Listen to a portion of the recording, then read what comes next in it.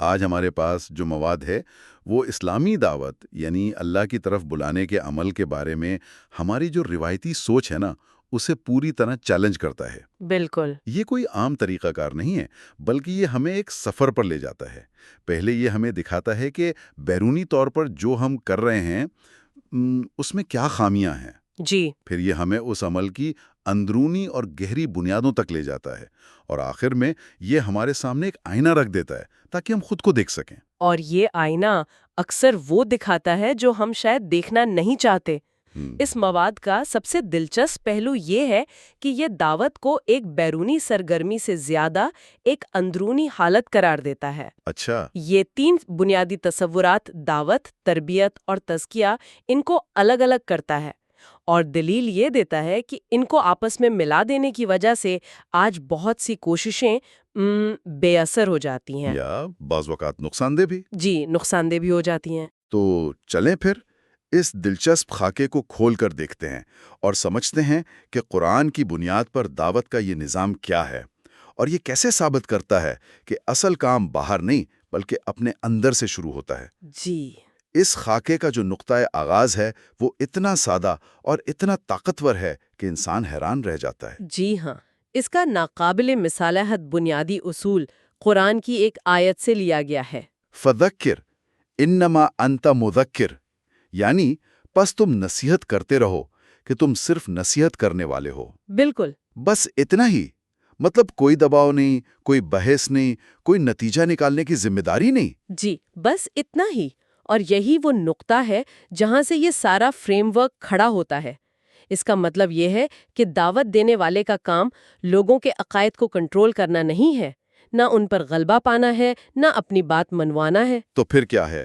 اس کا کام صرف ایک طرح سے پوسٹ مین جیسا ہے جو خط پہنچا دیتا ہے۔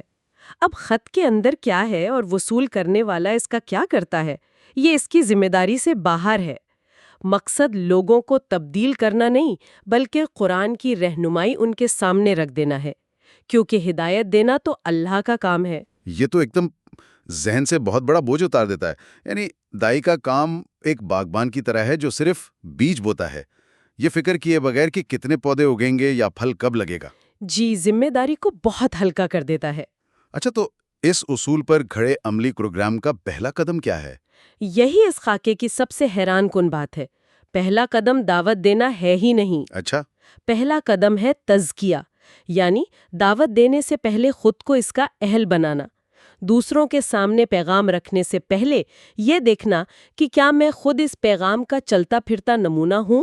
اور اس کے لیے اس مواد میں ایک باقاعدہ قرآنی چیک لسٹ دی گئی ہے، مثلا سچ بولنا، خاص طور پر جب مشکل ہو، جی۔ انصاف پر قائم رہنا چاہے اپنے مخالف کے خلاف ہی کیوں نہ ہو، غصے پر قابو پانا، کسی کا مذاق نہ اڑانا اور برتری کا احساس نہ رکھنا۔ لیکن جو سب سے چونکا دینے والی بات ہے وہ یہ ہے کہ اگر یہ خوبیاں کمزور ہیں تو دعوت کا کام روک دینا چاہیے۔ یہ بہت سخت شرط لگتی ہے نا؟ بہت سخت شرط ہے۔ لیکن اصل میں یہ سخت نہیں بلکہ ایماندارانہ شرط ہے۔ یہ خود احتسابی کا پہلا اور سب سے اہم قدم ہے۔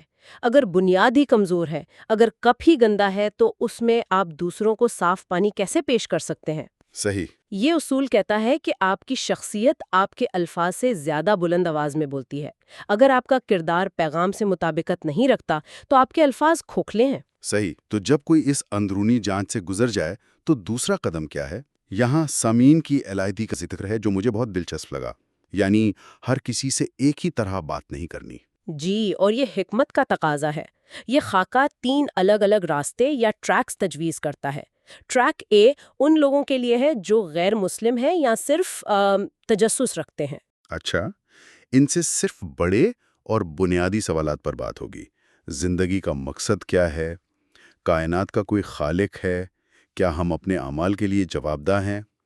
اس ٹریک پر فقہ، سیاست، فرقہ واریت، ان سب کی کوئی گنجائش نہیں۔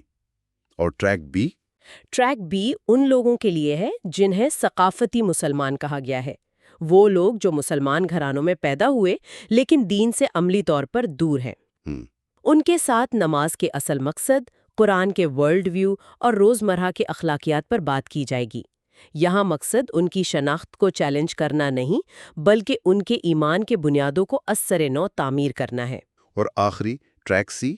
ان لوگوں کے لیے ہے جو پہلے سے سیکھنے کے عمل میں ہیں۔ ان کے ساتھ گہرا مطالعہ، تدبر اور قرآنی آیات پر غور و فکر کیا جائے گا۔ یہ تقسیم نظریاتی طور پر تو بہت اچھی لگتی ہے، لیکن عملی طور پر یہ مشکل نہیں ہوگی؟ اچھا سوال ہے۔ مطلب اگر کوئی ثقافتی مسلمان ایک غیر مسلم کے لیے رکھے گئے سیشن میں آ جائے تو کیا اسے منع کیا جائے گا؟ اس سے تو الٹا بدمزگی پیدا ہو سکتی ہے۔ دیکھیں، اس خاکے کا مقصد سخت خانے بنانا نہیں بلکہ سوچ کو منظم کرنا ہے۔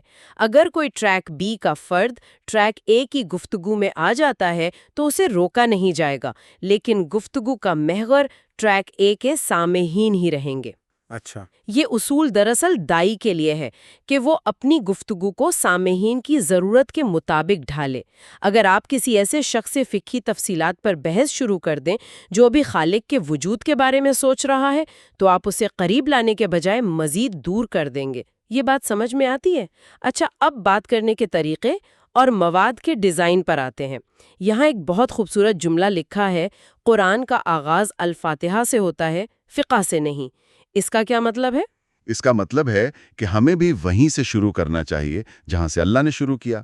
پہلے اللہ کی صفات جیسے الفاتحہ میں ہیں، انسانی زندگی کا مقصد اور اخلاقی جواب دہی جیسے موضوعات۔ قوانین، سزائیں اور تاریخی بحثیں یہ سب بعد میں، یہ بہت بعد کے مراحل ہیں۔ دیکھیں، قرآن خود بھی مکی دور میں 13 سال تک ایمان کی بنیادوں پر توجہ مرکوز کرتا رہا، اور قانون اور سماجی ڈھانچے مدنی دور میں آئے۔ یہ ایک فطری ترتیب ہے۔ اور بات کرنے کا انداز، حکمت اور اچھی نصیحت۔ لیکن اس مواد میں کچھ عملی ٹپس بھی ہیں جو مجھے بہت پسند آئیں۔ جواب دینے سے زیادہ سوالات پوچھنا، آیات کو ٹھہر ٹھہر کر پڑھنا اور خاموشی کو اپنا کام کرنے دینا۔ جی ہاں، اور سب سے اہم، کبھی بھی بحث جیتنے کی کوشش نہ کرنا۔ اگر بحث تلخ ہو جائے تو وقار کے ساتھ پیچھے ہٹ جاؤ۔ یہ تو آج کل کے ڈیبیٹنگ کلچر کے بالکل خلاف ہے نا؟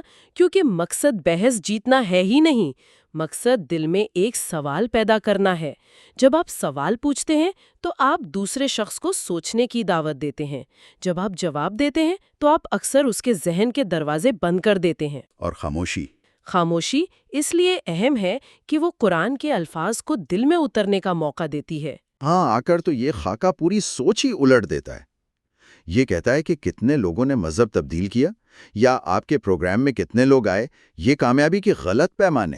جی، یہ کارپوریٹ دنیا کے میٹرکس ہیں، روحانی دنیا کے نہیں۔ تو پھر صحیح قرآنی پیمانے کیا ہیں؟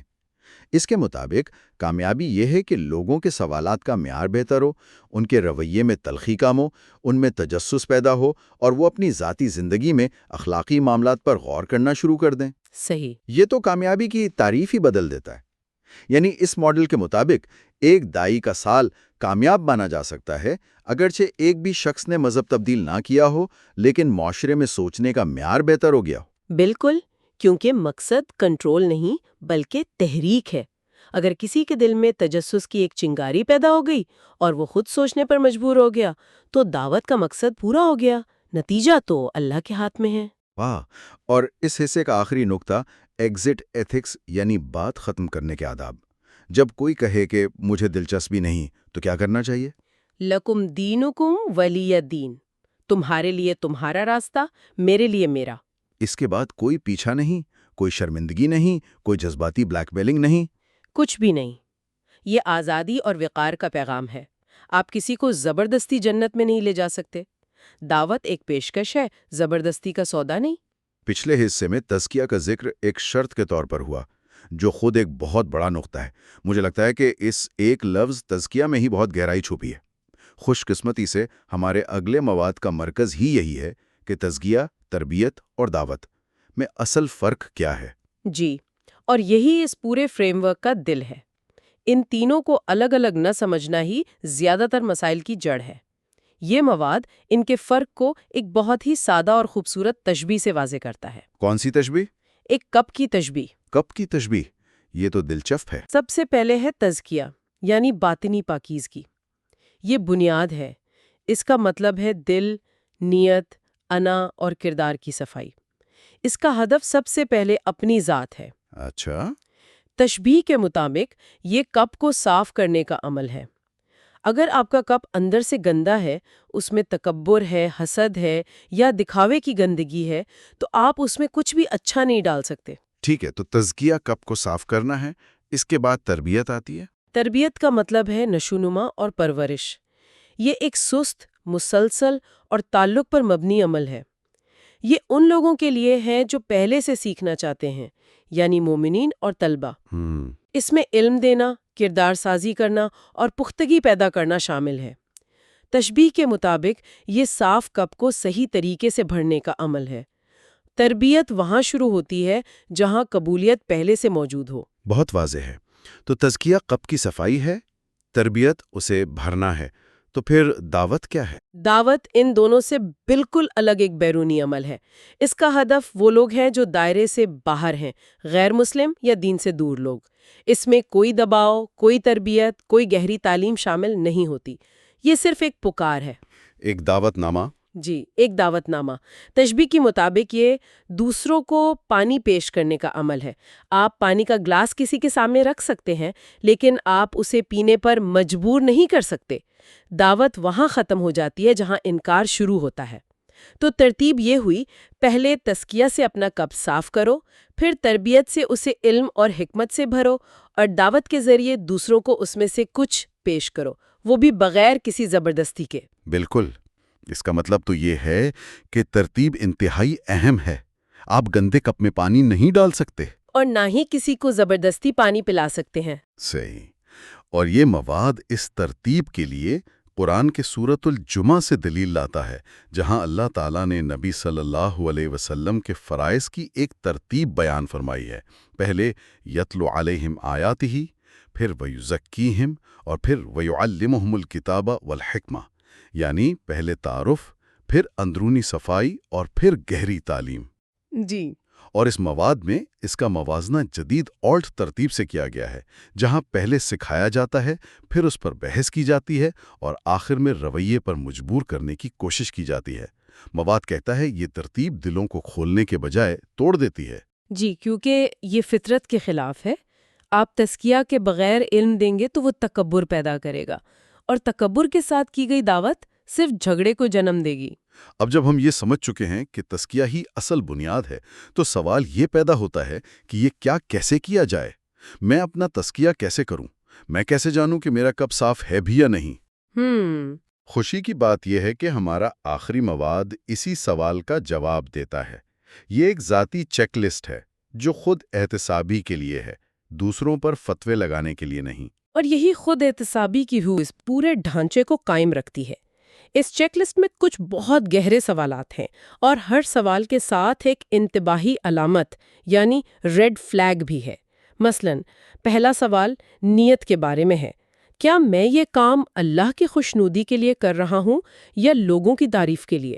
اور انتباہی علامت یہ ہے کہ اگر تعریف نہ ملے تو دل میں بے چینی یا غصہ پیدا ہو۔ یہ بہت ایماندارانہ آئینہ ہے۔ بالکل۔ اسی طرح عاجزی پر سوال ہے، کیا میں خود کو دوسروں سے بہتر، زیادہ علم والا یا زیادہ نیک سمجھتا ہوں؟ اور اس کی انتباہی علامت ہے ہر وقت خود کو صحیح ثابت کرنے کی ضرورت محسوس کرنا، چاہے معاملہ کتنا ہی چھوٹا کیوں نہ ہو۔ یہ تسلیم نہ کر پانا کہ ہاں مجھ سے غلطی ہو سکتی ہے۔ ایک اور اہم نقطہ انصاف کا ہے۔ قرآن کہتا ہے کہ کسی قوم کی دشمنی تمہیں اس بات پر آمادہ نہ کرے کہ تم انصاف چھوڑ دو۔ چیک لسٹ پوچھتی ہے، کیا میں ان لوگوں کے ساتھ بھی منصفانہ ہوں جنہیں میں ناپسند کرتا ہوں؟ اور اس کی انتباہی علامت ہے صرف اپنے مطلب کے لیے یا اپنے لوگوں کے لیے انصاف کی بات کرنا۔ یہ تو آج کے سیاسی اور سماجی ماحول پر گہری چوٹ ہے۔ صحیح بات ہے۔ یہ تمام نکات براہ راست پہلے حصے میں بیان کردہ دائی کی شرائط سے جڑے ہوئے ہیں۔ اگر کوئی شخص ان انتباہی علامات کو نظر انداز کر رہا ہے تو اس کا سیدھا مطلب ہے کہ اس کی تزکیے کی بنیاد کمزور ہے، اور اس کی دعوت اللہ کے لیے نہیں بلکہ کسی اور مقصد کے لیے ہے۔ جی، اس چیک لسٹ میں ایک نقطہ ہے جسے اکثر نظر انداز کر دیا جاتا ہے: خاموشی اور دستبرداری۔ سوال ہے، کیا میں جاہلانہ باتوں اور فضول بحثوں سے کنارہ کشی اختیار کرتا ہوں؟ اور اس کی انتباہی علامت ہے بحث مباحثے کا عادی ہونا۔ یہ تو سیدھی آج کے سوشل میڈیا پر لگتی ہے، جہاں ہر کوئی ہر بحث جیتنا چاہتا ہے۔ بالکل۔ مواد یہ کہہ رہا ہے کہ شاید سب سے بڑی روحانی فتح بحث سے پیچھے ہٹ جانا ہے، کیونکہ مسلسل بحث میں الجھے رہنا اس بات کی علامت ہے کہ آپ کی آنا کنٹرول میں نہیں ہے۔ وہ سکون نہیں چاہتی، وہ صرف جیتنا چاہتی ہے۔ اور یہی وہ بنیاد ہے جس پر دعوت کا سارا ڈھانچہ کھڑا ہے۔ اگر یہ کمزور ہو تو پوری عمارت گر جاتی ہے۔ تب دعوت اللہ کے لیے نہیں رہتی، بلکہ اپنی انا، اپنے غصے یا اپنے گروہ کی تسکین کا ذریعہ بن جاتی ہے۔ اس مواد کا آخری اور میرے خیال میں سب سے زیادہ ایماندارانہ خود احتسابی سوال بہت چونکا دینے والا ہے۔ اسلام کے بارے میں بات کرنے سے پہلے خود سے یہ سوال پوچھیں جو قرآن کی سورہ یوسف سے لیا گیا ہے۔ کیا میں اللہ کی طرف بلا رہا ہوں یا اپنی طرف؟ اپنی شہرت، اپنی عزت، اپنی فالوئنگ یا اپنے نظریے کی طرف؟ اور اگر جواب واضح نہ ہو تو مواد کا مشورہ ہے کہ خاموش رہنا ہی بہتر ہے۔ کیونکہ وہ خاموشی جو اپنی نیت کو صاف کرنے کے لیے اختیار کی جائے ہزاروں الفاظ پر بھاری ہو سکتی ہے، وہ خود تزکیہ کا ایک عمل بن جاتی ہے۔ تو اگر ہم اس پوری گفتگو کا خلاصہ کریں تو یہ مواد ایک ایسا انقلابی فریم ورک پیش کرتا ہے جس میں بیرونی دعوت، اندرونی پاکیزگی یعنی تزکیہ کے گہرے اور مستمر عمل کے بغیر ناممکن ہے۔ جی، یہ کامیابی کے پیمانے کو بیرونی نتائج سے ہٹا کر مکمل طور پر اندرونی حالت یعنی نیت کی پاکیزگی اور کردار کی مضبوطی پر مرکوز کر دیتا ہے۔ بالکل۔ اور اس مواد کا مرکزی فلسفہ ایک جملے میں یہ ہے: قرآن کو بولنے دو، اس کے اوپر مت بولو۔ اور وہ آخری جملہ جو اس ساری بحث کو سمیٹ دیتا ہے یہ ہے: تزکیہ کے بغیر کی گئی دعوت شور بن جاتی ہے اور بغیر شور کے کیا گیا تزکیہ روشنی بن جاتا ہے۔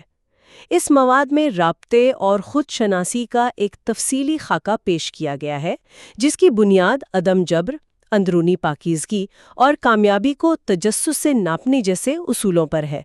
ذرا سوچیں، اگر یہی اصول یعنی سامعین کی ضرورت کو سمجھنا، بیرونی عمل سے پہلے اپنی اندرونی حالت کو ترجیح دینا اور کامیابی کو تبدیلی کے بجائے دلچسپی سے پرکھنا مذہبی گفتگو سے ہٹ کر زندگی کے دیگر شعبوں جیسے کہ کام کی جگہ، خاندان یا سماجی تعلقات میں لاگو کیے جائیں تو ان کے کیا اثرات ہو سکتے ہیں؟